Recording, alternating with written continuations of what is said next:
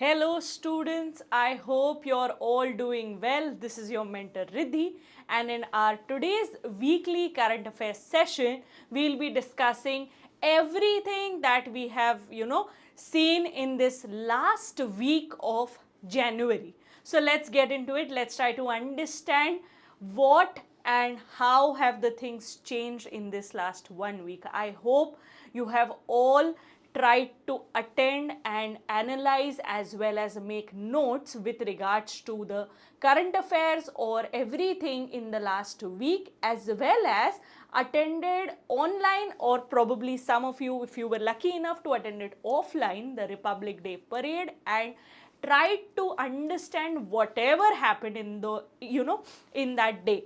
So let's get into it. Let's try to understand this weekly current affairs. So firstly, let's try to discuss the important days. So if you can see, on the 27th of January, what was it? International Holocaust Day.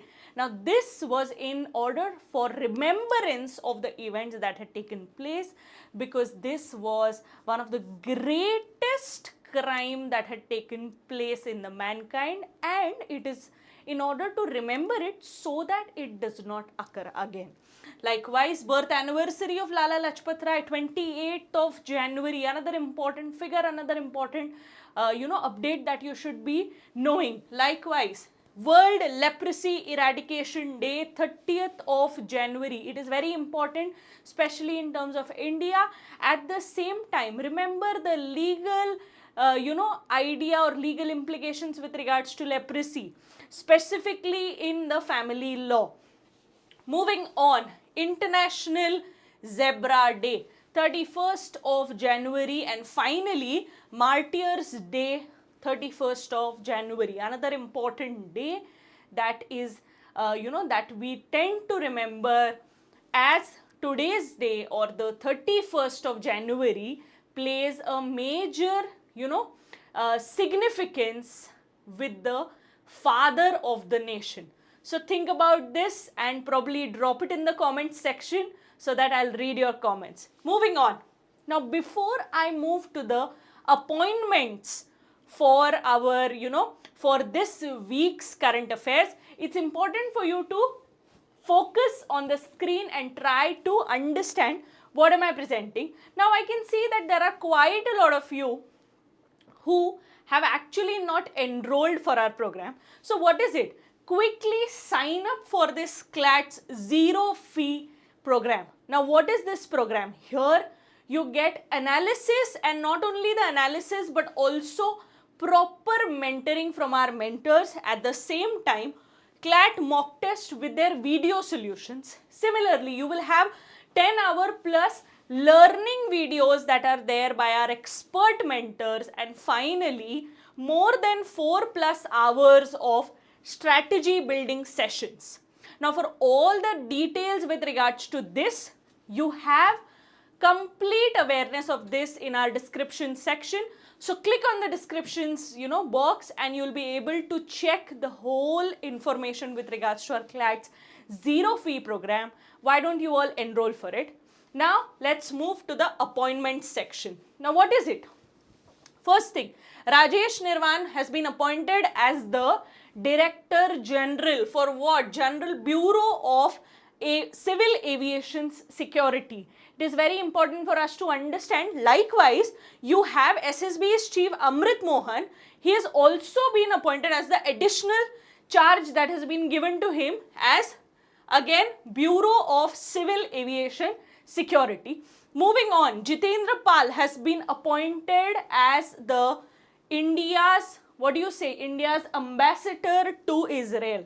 So another important thing. Likewise, Ahmad Al-Sara has been declared as the president for transition. Now what do we mean by president of transition? I want you all's update, or I want you all to comment in the comment section and let me know what is this meaning of president for transition. Earlier to this also we have had certain terminologies with regards to the shift in the politics or shift in the presidential or prime ministerial roles in our neighboring countries, and we have seen something similar. So what is this term called as precedent for transition? Quickly drop it in the comment section. Let's move on. Michael Martin became Ireland's Prime Minister. Another important update in terms of appointments. Now let's understand the important news for this week. Now what do we have? First major news that's important for us to understand: GI tax for Andaman and Nicobar Islands. Now remember this thing, in today's session we'll be discussing two major news with regards to GI tax. Now understanding these GI tax, it is very important for you to know. Before I even go to this, I have a quick update, or rather a very positive news for you all. Now whatever I discuss in our current affairs, weekly current affairs videos, you will have a detailed note for the same available in our Telegram channel. The link for joining the Telegram channel is already available in your descriptions box. Why don't you just click on it and simply join the channel, so that you will have an update, or you will every week get notes from our end for the weekly current affairs. Moving on. GI tax for Andaman and Nicobar. So what do you see? The virgin coconut oil. The major update here that you need to understand is Prime Minister in his episode of Man Ki Baat happened to not only recognize but also mentioned women, and specifically the self-help groups that have prominently worked in making the virgin coconut oil. So he happened to mention this in terms of talking about empowerment of women. So that is why this is very important, and this happens to be one of those, major update with regards to geographical indications. Now talking about this, of course, as I told you, that organizing or organization of self-help groups specifically for women. So that is also another update with regards to these Andaman and Nicobar Islands. Now talking about GI tax, we will talk about this in the next slides. Now discussing the second news for today. What do you see on the screen? What is this? This is something with regards to the astronomical observatory. Now what is all of this? First of one of this kind, that for the first time in the eastern region of India, we have established our astronomical observatory. Now this was, of course, with the help of Department of Science that we could establish this. Where did we establish? In the Purulia district of West Bengal. Now it is very important for you to understand, and always remember these things. There are already 6 of them which have been established in the country. Now where are these 6 first observatories? First try to understand this. Number 1 being in Mount Abu, which is in Rajasthan. Next being Ladakh. Next is Nainital. Furthermore, where do we have? Girbani Hills, which is in Pune. And then finally you have one more which is in Tamil Nadu. So what is the major understanding here? You need places, you need secluded areas from where you can understand whatever activity in terms of space is taking place. So you need completely dark areas. Over there only all of this can take place, and understanding this, all the data, all the updates are then given to the Department of Science, ISRO and all the other platforms. Now talking about this, as I told you, the name of this astronomical observatory, what is it? It is Satyendranath. It is inspired, or it is named after Satyendranath Bose. Now he was one of the most renowned scientists that our nation could have, and he's been famous for quantum mechanics as well as for his Bose-Einstein statistics. Now these are some of the major updates. Of course, further notes for that are available on the Telegram channel. Let's move to the next one. What do you see here? What is this? Ice hockey. Now why are we discussing about ice hockey? Because we are trying to talk about India's Khelo India Winter Games of 2025. Now talking about this, you can see that it was inaugurated at the NDS Stadium, which is in Leh, India, or Leh, Ladakh. Now talking about this, it is important for you to know that the Winter Games will take place in two phases. Phase 1 is in Ladakh, which is from 23rd to 27th of January 2025. Phase 2, on the other hand, which will take place in Jammu and Kashmir, and it is from the 22nd to 25th of February 2025. This is the second time that Ladakh is hosting the Winter Games. All states, union territories, army, ITBP, that is Indo-Tibetan Border Police, all of them will be participating. So we have total 19 teams, 19 teams participating for this. At the same time, if you want to understand, there are total of 594 participants for the games. As I told you, since this is the second time that Ladakh is hosting. So quickly in the comment section, question for today. When was the first time that Ladakh hosted the Khelo India Winter Games? Remember the question for today. Let's move to the next one. What are we seeing here? Thailand, which is celebrating marriage equality. Now what are we discussing? Thailand becomes the first nation in the Southeast Asian region to grant rights for the LGBTQIA plus community.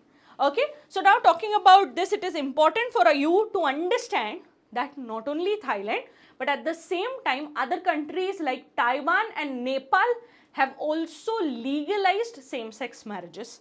At the same time, there have been amendments that have taken place by Thailand in terms of what?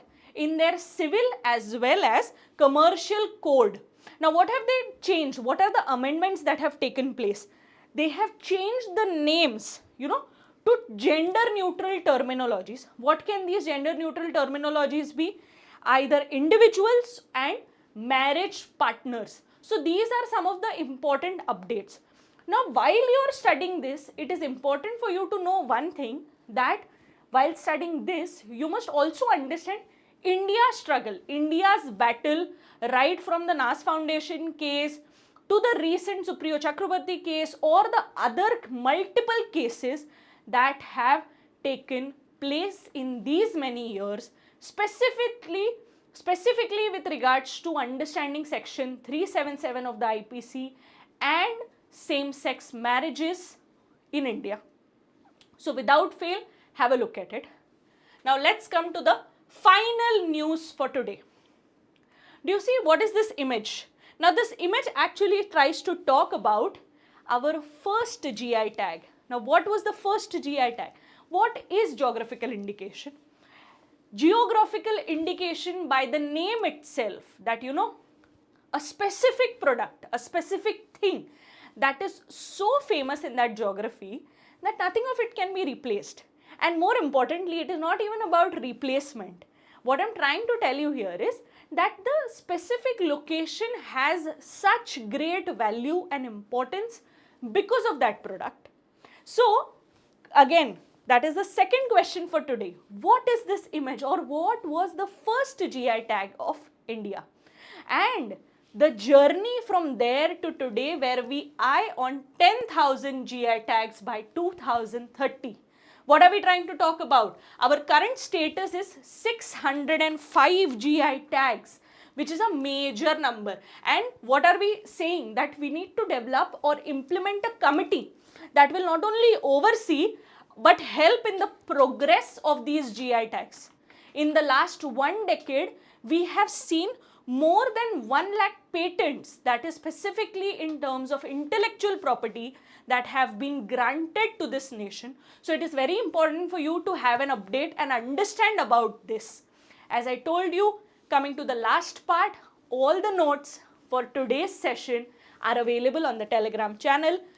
The link is available in our description, and at the same time, a lot of you here have not enrolled for the program. So definitely enroll for our CLAT zero fees program.